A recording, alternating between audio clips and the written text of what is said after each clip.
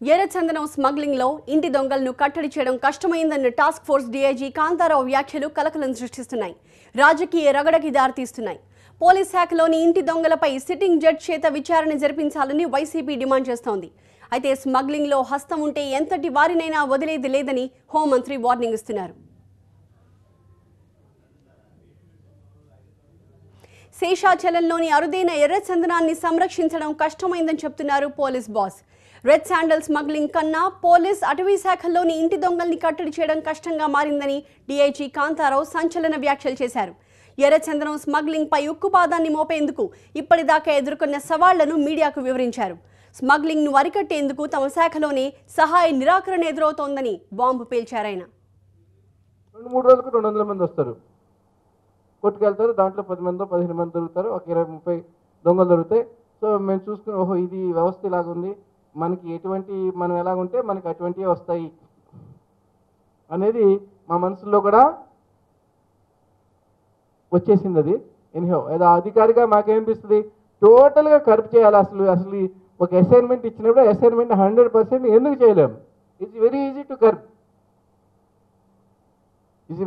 To curb unless అంటే నన్ను characterisation వీడు దొంగ, వీడు బాగా కరప్షన్, వీడు బాగా చేస్తాడు, లేకపోతే కనుక వీడు బాగా తినేస్తున్నాడు, లేకపోతే వేరే వాళ్ళ మీద కక్ష కట్టాడు, అడవుల్లోకి వెళ్ళి వేరే వాడు ఎవడు దొరుకుతాడా అని చూసుకుంటున్నాడు. ఇటువంటి అన్ని రకరకాలు ఆలోచిస్తే ఆ అధికారుల యొక్క ఆత్మస్థైర్యం అని కూడా దెబ్బతిని సరేలే మన పని మనం చేసుకుందాలే. అలాగే ఇంకొక 2-3 చిన్న ఇన్స్పెక్టర్లు డిఎస్పీని మమ్మల్ని అసహ్యంగా మాట్లాడుతూ ఉంటే ఏంటది ఇంత మాట్లాడుతున్నారు, వాళ్ళకి ఏమిటి క్యారెక్టర్ ఏంటి, ఇదేంటి పరిస్థితిని. ఒక అడిషనల్ ఎస్పీ ఆయన నిజాయితీ ఎంతో నాకు తెలుసు, కేసీడీ ఫైల్కి 5,000 తీసుకుని ఆయన కామెంట్లు, ఆయన ఇన్వెస్టిగేషన్ ఏంటిది, what is happening in the system అని అదొక ఆలోచన.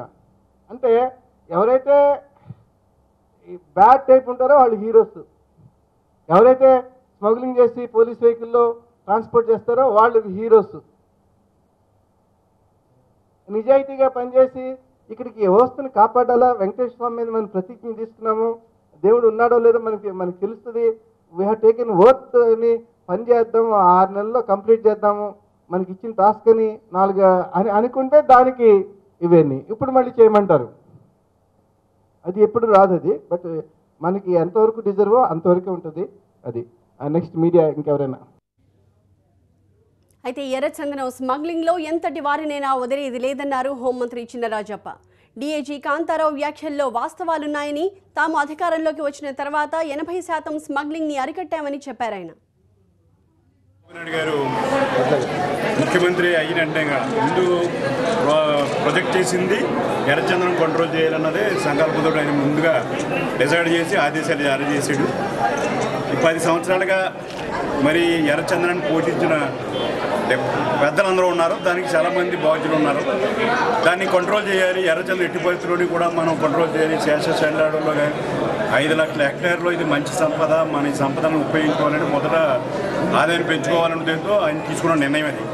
ఆ రోజు ఈ రోజు వరకు కూడా 90%, 80% వరకు మేము కంట్రోల్ చేసాం.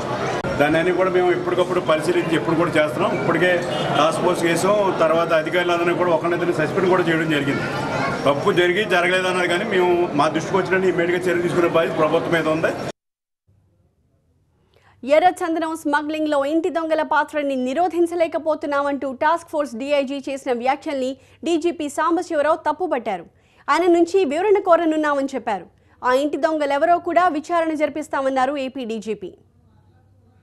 It's a very sad part, let me be very honest.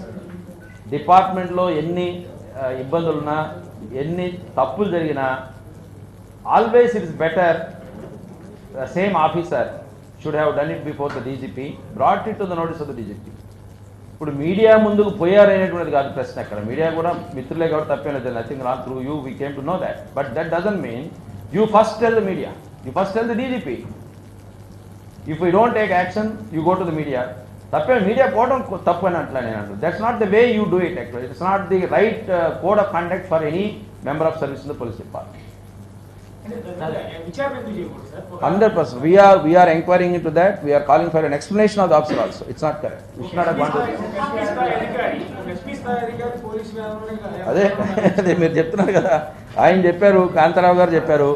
So మేము ఎంక్వైరీ చేస్తాం, ఎవరు ఆయన తీసిపోయిన ఆయన ఎవరు, బండిలో డిక్కీలో ఆయనకి ప్రమోషన్ ఎట్టి ఇచ్చారు అంటే బాగా మోసపోయారనా లేకపోతే తెలియకుండా తెలియాలి కదా, తెలియాలి కదా.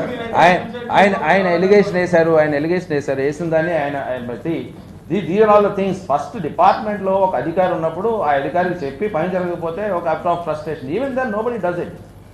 మీరు చూసారు అక్కడ దట్ బోట్ దీంట్లో ఒక coast guard DIG has said something.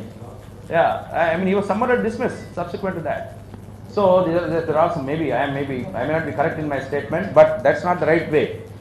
Discipline department, there is a code of conduct, they should follow it. No, we sought, that's what I am saying. We called for his explanation.